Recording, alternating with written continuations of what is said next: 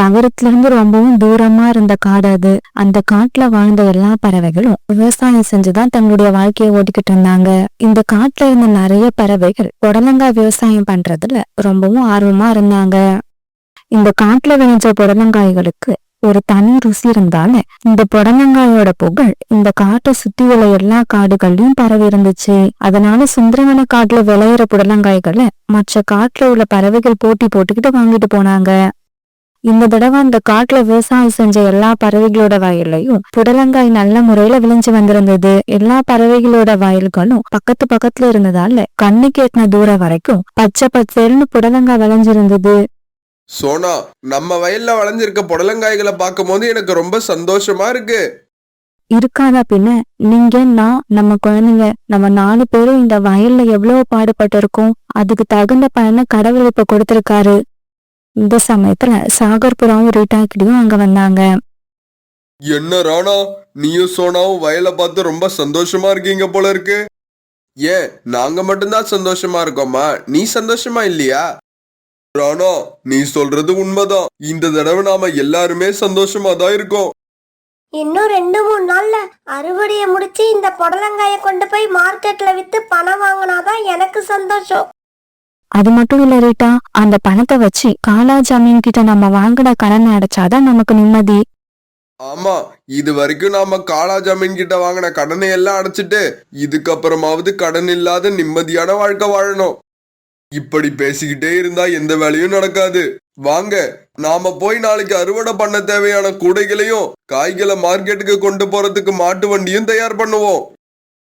இப்படி பேசிக்கிட்ட பறவைகள் எல்லாரும் பிறகு அங்கிருந்து தங்களுடைய வீடுகளை நோக்கி ரொம்ப சந்தோஷமா பறந்து போனாங்க. அன்னைக்கு காலையில சோனாக்குருவி வீட்டுல எல்லாரும் வீட்டுக்கு வெளியில உட்காந்து டீ சாப்பிட்டுக்கிட்டு இருந்தாங்க. அந்த சமயத்துல ரீட்டாக்கிளி ரொம்பவும் அவசரமா அங்க பறந்து வந்துச்சு.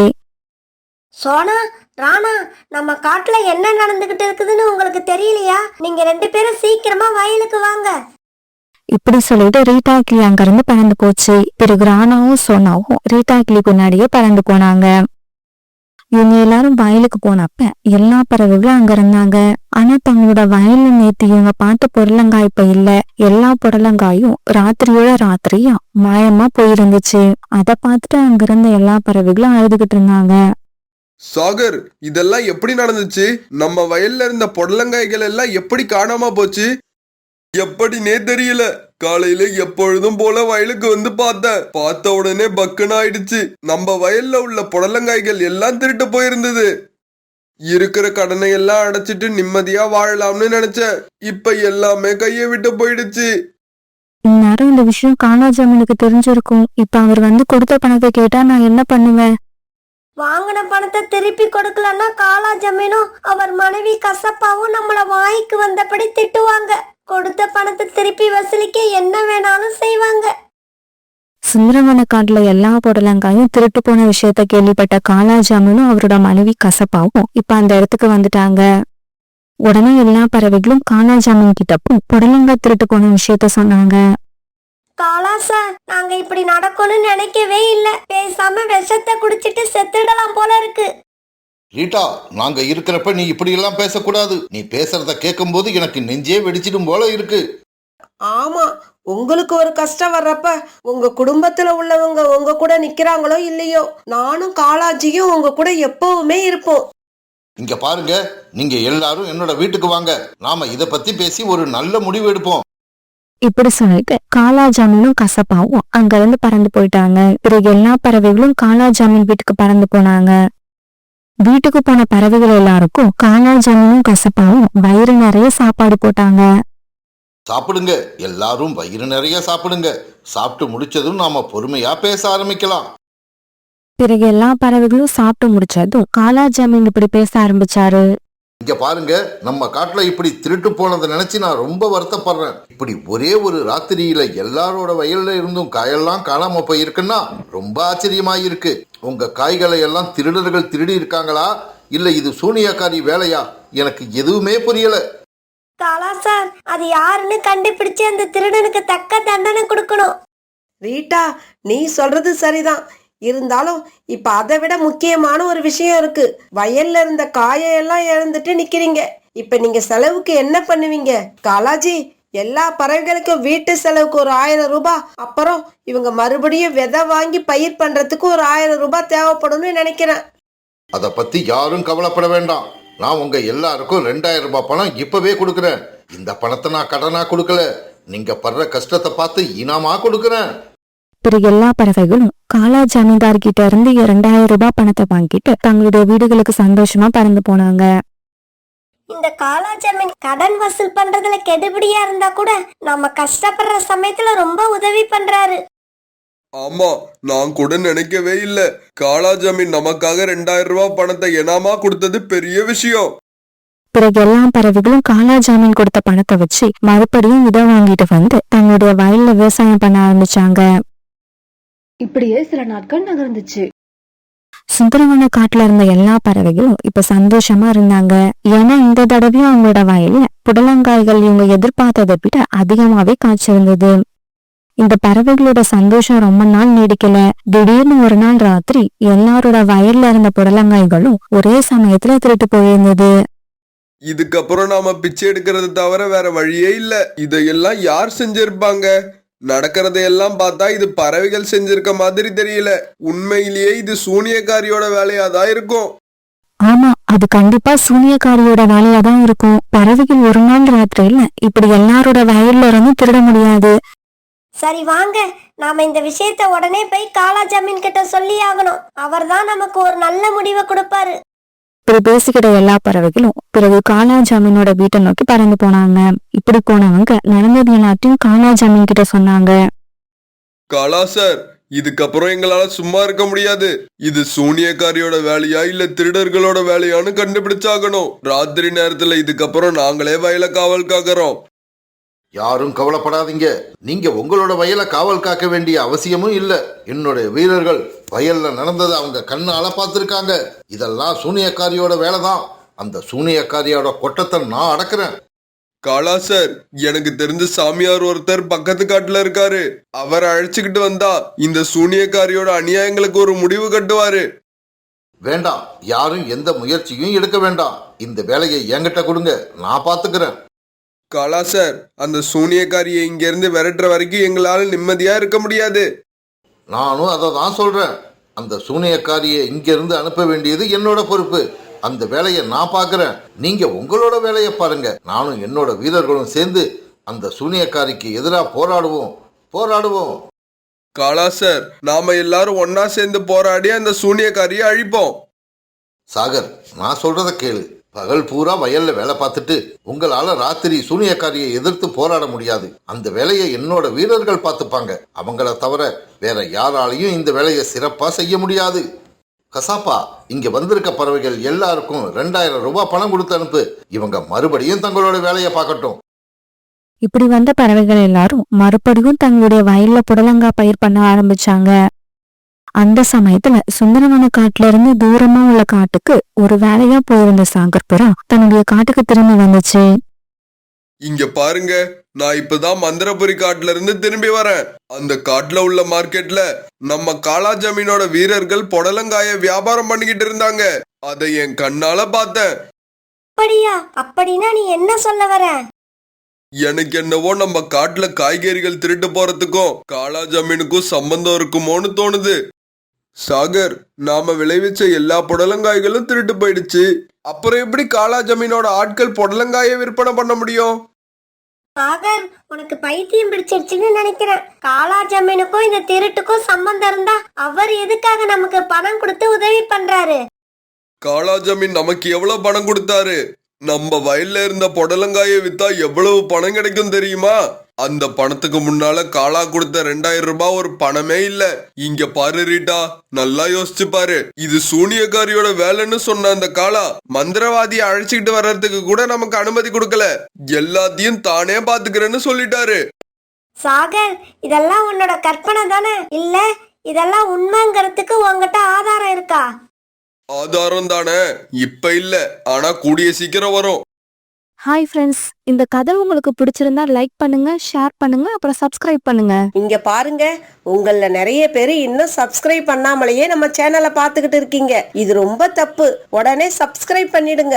மியாவ். இது மட்டும் பத்தாது, கீழே இருக்கிற ஹைப் பட்டனை பிரஸ் பண்ணி எங்களை இன்னும் உற்சாகப்படுத்துங்க. மியாவ். பிறகு கூடிய சீக்கிரமே அந்த காட்டுல உள்ள வயல்கள்ல புடலங்காய் மறுபடியும் ஜோரா காய்க்க ஆரம்பிச்சது.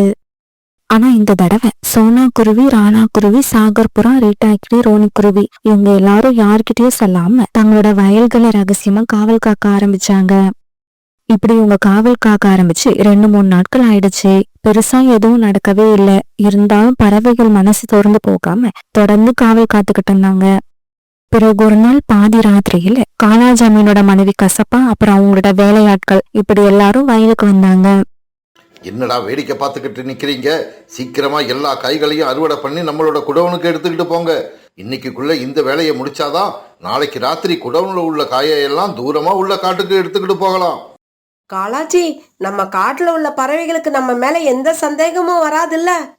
கசாப்பா, அதை பத்தி நீ கவலையே படாத. நம்ம மேல சந்தேகம் வரக்கூடாதுன்னு தான் சூனியக்காரி அது இதுன்னு ஒரு கதையை கிளப்பி விட்டுருக்கேன். இருந்தாலும் 3வது முறையா வயல்ல உள்ள காய்கள் திருட்டு போனா பறவைகள் யோசிக்க மாட்டாங்களா? அவங்க அப்படி யோசிக்க கூடாதுன்னு தான் அவங்களுக்கு நான் 2000 ரூபாய் பணம் கொடுக்கறேன். இந்த காய்களால ஒவ்வொரு பறவையோட வயல்ல இருந்தும் நமக்கு 20,000 ரூபாய் கிடைக்குது. அந்த பணத்துல 2000 ரூபாயை அவங்க கிட்ட கொடுத்துட்டு மீதி இருக்கிற 18,000 ரூபாயை நாம எடுத்துக்கிறோம். இப்படி சொல்லிட்டு காலாஜாமீன் சிரிக்க, பிறகு கசப்பாவும் அது கூட சேர்ந்து சிரிக்க ஆரம்பிச்சது. இந்த சமயத்துல மறைஞ்சிருந்த எல்லா பறவைகளும் வெளியில வந்து காலாஜாமீனையும் ஜமீனோட மனைவி கசப்பாவையும் சூழ்ந்து நின்னுகிட்டாங்க. திடீர்னு எல்லா பறவைகளும் அந்த இடத்துக்கு வந்ததை பார்த்த காலாவும் கசப்பாவும் பயந்து போயிட்டாங்க. உடனே கசப்பா இப்படி போய் பேச ஆரம்பிச்சது. பறவைகளே, நீங்க இங்க என்ன பண்றீங்க? நீங்க எல்லாம் இப்ப இங்க வரக்கூடாது. இன்னைக்கு ராத்திரி சூனியக்காரி இங்க வரான்னு நாங்க கேள்விப்பட்டோம். அவகிட்ட இருந்து இந்த காய்களை பாதுகாக்க தான் நாங்க இங்க வந்தோம். நாங்க இந்த காய்களை சூனியக்காரிகிட்ட இருந்து பாதுகாக்க வேண்டாம், உங்ககிட்ட இருந்து பாதுகாத்தாலே போதும். பறவைகளே, நீங்க எல்லாம் எங்களை பத்தி என்னதான் புரிஞ்சு வச்சிருக்கீங்க? உங்களுக்காக நாங்க எவ்வளவு தெரியுமா கஷ்டப்படுறோம். இதுக்கப்புறம் நீங்க எங்களுக்காக எந்த கஷ்டமும் பட வேண்டாம். ஜெயில போய் நிம்மதியா உட்காந்து அவங்க குடுக்கற களிய சாப்பிடுங்க, அது போதும். ரோனி, ரீட்டா, நீங்க சீக்கிரமா போய் நம்ம காட்டுல உள்ள எல்லா பறவைகள்கிட்டையும் காய் திருடன் பிடிபட்டுட்டான்னு சொல்லுங்க. அப்படியே இந்த விஷயத்த போலீஸ்ல சொல்லி அவங்களையும் அழைச்சிட்டு வாங்க. சோனா குருவி இப்படி சொன்னதும் ரோனி குருவியும் ரீட்டாக்கிலையும் அங்கிருந்து பறந்து போனாங்க. பிறகு சீக்கிரமாவே அந்த இடத்துக்கு போலீஸ் வந்து சேர்ந்துருச்சு. இப்படி வந்து சேர்ந்த போலீஸ் பிறகு காலா, கசப்பா, அவங்களோட வேலையாட்கள் இப்படி எல்லாரையும் கைது பண்ணி ஸ்டேஷனுக்கு அழைச்சிட்டு போயிடுச்சு. அதுக்கு அடுத்து வந்த நாட்கள்ல அந்த காட்டுல இருந்த பறவைகள் எல்லாரும் யாரோட தொல்லையும் இல்லாம நிம்மதியா விவசாயம் பண்ணி நிறைய லாபம் பார்க்க ஆரம்பிச்சாங்க. சோனா குருவி தன்னுடைய கணவர் மறைவுக்கு அப்புறம் தையல் கடை நடத்தி தன்னுடைய குடும்பத்தை நடத்திக்கிட்டு இருந்தது. சோனா குருவியோட தையல் ரொம்பவும் நேர்த்தியா இருக்கும். அதனால நிறைய பறவைகள் சோனா குருவியை தேடி வந்து தங்களுடைய துணிகளை கொடுத்துட்டு போனாங்க. ஒரு நாள் ரோனி குருவி தன்னுடைய குழந்தைக்கு ட்ரெஸ் தைக்கிறதுக்காக சோனா குருவி கிட்ட வந்தது. சோனா, என்னோட பொண்ணுக்கு ஒரு ஃப்ராக் தைக்கணும், அதுக்கு எவ்வளவு ஆகும்? ரோனி அக்கா, சாதாரணமா ஃப்ராக் தைக்கிறதுக்கு 400 ரூபாய் ஆகும். அதுல டிசைன் வச்சு தைக்கணும்னா 500 ரூபாய் ஆகும். என்னோட குழந்தைக்கு அழகா டிசைன் வச்சுதான் தைக்கணும், ஆனா நான் 400 ரூபாய் தான் கொடுப்பேன். நீ வர வர துணி தைக்கிறதுக்கான கூலியை அதிகமாக்கிக்கிட்டே போற. ரோனி அக்கா, என்னோட கூலிய நான் அதிகமாக்கல. துணி தைக்கிறதுக்கான நூல், ஊசி இப்படி எல்லா விலையுமே அதிகமாயிடுச்சு. அதனாலதான் நான் என்னோட கூலியையும் அதிகமாக்குறேன். சரி சரி, நீ 500 ரூபாய் வாங்கிக்க. ஆனா என்னோட குழந்தைக்கு தைக்க போற ஃப்ராக் ரொம்ப அழகா இருக்கணும், நல்ல மாடலா இருக்கணும். இப்படி சொல்லிட்டு ரோனி குருவி அங்கிருந்து பறந்து போயிடுச்சு. அம்மா அம்மா, நான் கொஞ்ச நேரம் வெளியில போய் பால் விளையாண்டுட்டு வரேன். இப்படி சொல்லிட்டு டியூட்டி வீட்டுக்கு வெளியில போய் பால் விளையாட ஆரம்பிச்சது. இந்த சமயத்துல அரண்மனையில இருந்து முக்கியமான அறிவித்த சூரத்துக்காக அரண்மனை வீரர்கள் அங்க வந்தாங்க. கேளுங்க கேளுங்க, பருந்து மகாராஜாவோட அறிவிப்பை கேளுங்க. நம்ம பருந்து மகாராஜாவோட பெண் குழந்தைக்கு பிடிச்ச மாதிரி ஒரு அழகான ஃப்ராகை யாரு தச்சு கொடுக்கறாங்களோ அவங்களுக்கு பருந்து மகாராஜா நிறைய வெகுமதிகள் கொடுக்க போறாரு. போட்டியில கலந்து கொள்ளுங்க, தங்க காசுகளை வெல்லுங்க. இப்படி சொல்லிட்டு அரண்மனை வீரர்கள் அங்க பறந்துட்டாங்க. இந்த அறிவிப்பு கேட்ட பூட்டி உடனே தன்னோட வீட்டுக்கு பறந்து போச்சு. அம்மா அம்மா, நான் உங்களுக்கு ஒரு நல்ல செய்தி கொண்டு வந்திருக்கேன். நம்மளோட தலையெழுத்த மாத்துறதுக்கு ஒரு நல்ல சந்தர்ப்பம் கிடைச்சிருக்கு. பியூட்டி, நீ என்ன சொல்ல வர? எனக்கு எதுவுமே புரியல, கொஞ்சம் தெளிவா சொல்லு. அம்மா இப்படி கேட்டதும் பிறகு பியூட்டி அரண்மனை வீரர்கள் சொன்னது எல்லாத்தையும் தன் அம்மா கிட்ட சொல்லுச்சு. பியூட்டி, இது உண்மையிலேயே சந்தோஷமான விஷயம்தான். எப்படியாவது நம்ம கடுமையா உழைச்சு மகாராஜா விருப்பப்படி ஒரு அழகான ஃப்ராக் தயார் பண்ணுவோம். சோனாக்குருவும் பியூட்டியும் பேசிக்கிட்டதையெல்லாம் கோரிக்காவும் ஜன்னலுக்கு வெளியில இருந்து கேட்டுக்கிட்டு இருந்தது. என்னது, அழகான ஃப்ராக் நீ தயார் பண்ண போறியா? நீ தயார் பண்ண போற ஃப்ராக்கை விட அழகான ஃப்ராக்கை நான் தயார் பண்ணுவேன். அந்த வெகுமதியும் நான் தான் வாங்குவேன். இப்படி தனக்குத்தானே சொல்லிக்கிட்ட கோரிக்காகும் பிறகு அங்கிருந்து பறந்து போயிடுச்சு. பிறகு சோனாக்குருவி ராப்பகலா கஷ்டப்பட்டு பருந்து மகாராஜா கேட்ட மாதிரியே ஒரு அழகான ஃப்ராக தச்சு முடிச்சது. அம்மா, இந்த ஃப்ராக் உண்மையிலேயே ரொம்ப அழகா இருக்கு. பருந்து மகாராஜாவோட குழந்தைக்கு இந்த ஃப்ராக் ரொம்பவும் பிடிக்கும். மகாராஜா கொடுக்க போற வெகுமதி நமக்கு தான் கிடைக்க போகுது. வெகுமதி கிடைச்சதுக்கு அப்புறம் நீங்க இந்த மாதிரி கஷ்டப்பட தேவையில்லை. இவங்க இப்படி பேசிக்கிட்டு இருக்கும்போது கோரிக்காக அங்க வந்துருச்சு. ஆஹா சோனா, இந்த ஃப்ராக் ரொம்பவும் அழகா இருக்கு. இதை யாருக்காக தச்சுக்கிட்டு இருக்க? கோரி ஆண்டி, அரண்மனையிலிருந்து வந்த ஊழியர்கள் சொன்ன அறிவிப்பை நீங்க கேட்கலையா? கேட்டேன். நான் கூட ஒரு அழகான ஃப்ராக் தைக்கலான்னு தான் நினைச்சேன். ஆனா காலுஜி என்ன தெரியுமா சொன்னாரு? கோரி, அரண்மனையிலிருந்து வெகுமதி வாங்கி நமக்கு என்ன ஆக போகுது? நம்ம கிட்ட ஏற்கனவே எல்லா வசதியும் இருக்கு. ஏழைகள் கலந்துக்க போற இந்த போட்டியில நீ கலந்துக்கிட்டா நமக்கு தான் அசிங்கம்னு சொல்லிட்டாரு. கோரி அக்கா, இன்னொரு தடவை ஏழைகளை இன்சல்ட் பண்ற மாதிரி பேசாதீங்க. யாருக்கு என்ன நிலைமை வரும் யாராலையும் சொல்ல முடியாது. இன்னைக்கு பணக்காரங்களா இருக்கிறவங்க நாளைக்கு ஏழை ஆகலாம். சோனா, நீ எதுக்காக இப்ப என் மேல கோவப்படுற? காலுஜி சொன்னதை தான் நான் உன்கிட்ட சொன்னேன், அவ்வளவுதான். இதுக்காக என் மேல நீ கோவப்பட்டனா அதுல அர்த்தமே இல்ல. இப்படி தெரிஞ்சிருந்தா நான் உங்க வீட்டுக்கு வந்திருக்கவே மாட்டேன். இப்படி சொல்லிட்டு கோரிக்காவும் அங்கிருந்து பறந்து போயிடுச்சு. வீட்டுக்கு போன கோரிக்காவும் தன்னோட தையல் மிஷினை எடுத்து ஒரு ஃப்ராக தைக்க ஆரம்பிச்சது. ஆனா கோரிக்காவும் எவ்வளவு முயற்சி பண்ணியும் அதால ஒரு அழகான ஃப்ராக தைக்க முடியல. என்ன இது, நாம நினைச்ச மாதிரி நம்மளால ஃப்ராக தைக்க முடியாது போல இருக்கு. எது நடந்தாலும் சரி, அரசர் கொடுக்கற வெகுமதி மட்டும் அந்த சோனா குருவிக்கு கிடைச்சிடக்கூடாது. இதுக்கு நாம ஏதாவது செஞ்சே ஆகணும். இப்படி நினைச்ச கோரி உடனே மார்க்கெட்ல கடை வச்சிருக்க சாகர் புறாவை பாக்குறதுக்காக பறந்து போச்சு. சாகர், எனக்கு ஒரு பாட்டில் ஆசிட் கொடு. கோரி இப்படி கேட்டதும் சாகர் புறா ஒரு பாட்டில் ஆசிட் எடுத்து கொடுத்தது. சாகர், இந்த ஆசிட் துணியில பட்டா என்ன ஆகும்? இந்த ஆசிட் எந்த துணியில பட்டாலும் அந்த துணியில சீக்கிரமாவே ஓட்ட விழுந்துரும். அப்படியா? அப்படிப்பட்ட ஆசிட் தான் எனக்கு தேவை. சாகர், இந்த ஆசிட்டை துணியில ஊத்துனா கண்டிப்பா ஓட்ட விழுந்துரும்ல? கண்டிப்பா ஓட்ட விழுந்துரும். அப்படி விழலனா இதுக்கப்புறம் இந்த கடையை நான் கண்டிப்பா நடத்த மாட்டேன். ஓகே, இப்ப உன் பேச்சு மேல எனக்கு நம்பிக்கை வந்துருச்சு. இப்படி சொன்ன கோரிக்காவும் பிறகு அந்த ஆசிடை எடுத்துக்கிட்டு தன்னோட வீட்டுக்கு பறந்து போச்சு. பிறகு கொஞ்ச நேரத்துல சோனாக்குருவியும் அது பொண்ணு பியூட்டியும் நதிக்கு தண்ணீர் பிடிக்க போனத கோரிக்காங்க ஜன்னலையா பாத்துருச்சு. இவங்க இப்படி பறந்து போனதை பார்த்த கோரிக்காங்க உடனே ஆசிட் எடுத்துக்கிட்டு சோனாக்குருவி வீட்டை நோக்கி பறந்து போச்சு. இப்படி போன கோரிக்காகும் அது எடுத்துட்டு போன ஆசிட சோனாக்குருவி தச்சு வச்சிருந்த ஃப்ராக் மேல ஊத்திடுச்சு. அப்பாடா, இப்பதான் என் மனசு நிம்மதியா இருக்கு. எப்படியோ இன்னைக்கு சாயங்காலம் சோனாக்குருவி இந்த ஃப்ராகை எடுத்துக்கிட்டு அரண்மனைக்கு போகும். அங்க மகாராஜா இதை எடுத்து பார்க்கும்போது ஃப்ராக் பூரா ஓட்டையா இருக்கும். இப்படி கொஞ்ச நேரம் மனசு விட்டு சிரிச்ச கோரிக்காகும் பிறகு தன்னுடைய வீட்டுக்கு திரும்பி வந்துருச்சு. தான் தச்ச ஃப்ராக் மேல கோரிக்காவை வந்து ஆசிட் ஊத்தின விஷயம் தெரியாத சோனாக்குருவி அந்த ஃப்ராக ஒரு கவர்ல போட்டு எடுத்துக்கிட்டு பருந்து மகாராஜாவோட அரண்மனைக்கு போச்சு. சோனா, நீ என் பொண்ணுக்காக தச்சு இருக்கிற ஃப்ராக் ரொம்பவும் அழகா இருக்குன்னு சில பேர் சொல்ல கேள்விப்பட்டேன். அதை பார்க்கணும் போல ஆவலா இருக்கு. சீக்கிரம் அதை கொடு. பருந்து மகாராஜா இப்படி கேட்டதும் சோனாக்குருவி அதை வச்சிருந்த காரை பருந்து மகாராஜா கிட்ட கொடுக்குது. பருந்து மகாராஜா அதை வாங்கி கவர்க்குள்ள இருந்த ஃப்ராக வெளியில எடுத்தாரு. ஃப்ராக் அழகா இருந்தாலும் அந்த ஃப்ராக் பூரா ஓட்டையா வந்தது. இப்படிப்பட்ட ஃப்ராக பார்த்ததும் பருந்து மகாராஜாவுக்கு கோபம் வந்துருச்சு. சோனா, இப்படி ஒரு ஃப்ராக கொண்டு வந்து நீ என்ன அசிங்கப்படுத்திட்ட. இதுக்கான தண்டனை உனக்கு கண்டிப்பா கிடைக்கும். மகாராஜா, அவசரப்படாதீங்க, என்ன மன்னிச்சிடுங்க. யாரோ எனக்கு தெரியாம இந்த துணி மேல ஆசிட் ஊத்தி இருக்காங்கன்னு நினைக்கிறேன். அதனால்தான் இந்த மாதிரி ஓட்ட விழுந்திருக்கு. அப்படியா? நீ சொல்றது உண்மையா இல்லையான்னு நான் இப்பவே விசாரிச்சு பாக்குறேன். வீரர்களே, உடனே போங்க. மார்க்கெட்ல ஆசிட் விக்கிற கடைக்காரர்கள் எல்லாரையும் இங்க அழைச்சுக்கிட்டு வாங்க. மகாராஜா இந்த மாதிரி சொன்னதும் ஆண்ட வீரர்கள் உடனே மார்க்கெட்டை நோக்கி பறந்து போனாங்க. இப்படி பறந்து போனவங்க சீக்கிரமாவே மார்க்கெட்ல உள்ள சில கடைக்காரர்கள் அங்க அழைச்சிட்டு வந்தாங்க. கடைக்காரர்களே, 2 நாளைக்குள்ள உங்க கடையில வந்து யாராவது ஆசிட் வாங்கினாங்களா? அப்படி வாங்கி இருந்தா அது யாருன்னு சொல்லுங்க. நீங்க உண்மையை சொல்லலன்னா அது உங்களோட உயிருக்கு ஆபத்தா முடியும். இல்ல மகாராஜா, என் கடையில ஆசிட் வித்து 1 மாசம் ஆகுது.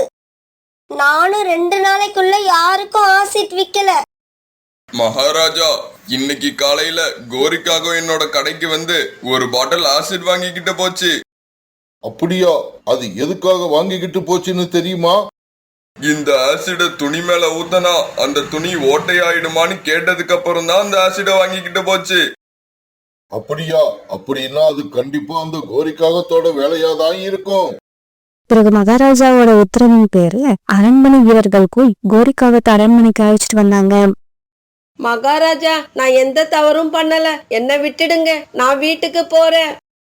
கோரி, நீ பண்ணுன தவறுக்கு உனக்கு கண்டிப்பா தண்டனை கிடைக்கும். வீரர்களே, இந்த காகத்தை இழுத்து கொண்டு போய் பாதாள சிறையில அடைங்க.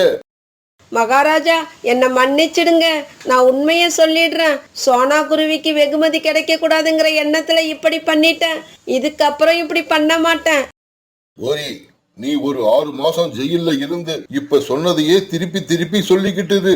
அப்படி சொல்லலன்னா உனக்கு 1 வருஷம் ஜெயில் தண்டனை கிடைக்கும். பிறகு அரண்மனை வீரர்கள் கோரிக்காயத்தை ஏற்றிட போய் பாதாள சிறையில அடைச்சாங்க. நான் தப்பு பண்ணிட்டேன், என்ன மன்னிச்சிடுங்க. நான் தப்பு பண்ணிட்டேன், என்ன மன்னிச்சிடுங்க. சோனா, நீ இப்ப தச்ச ஃப்ராக் மாதிரியே இன்னும் ஒரு அழகான ஃப்ராக்கை தச்சு எடுத்துக்கிட்டு வா. அதுக்கான வெகுமதியை உனக்கு நான் இப்பவே கொடுக்கறேன். இப்படி சொன்ன பரந்த மகாராஜா பிறகு நிறைய பொற்காசுகளை சோனா குருவிக்கு கொடுத்தாரு. அதை வாங்கிட்ட சோனா குருவியும் பியூட்டிக்கும் பிறகு சந்தோஷமா தங்களுடைய வீட்டை நோக்கி பறந்து போனாங்க.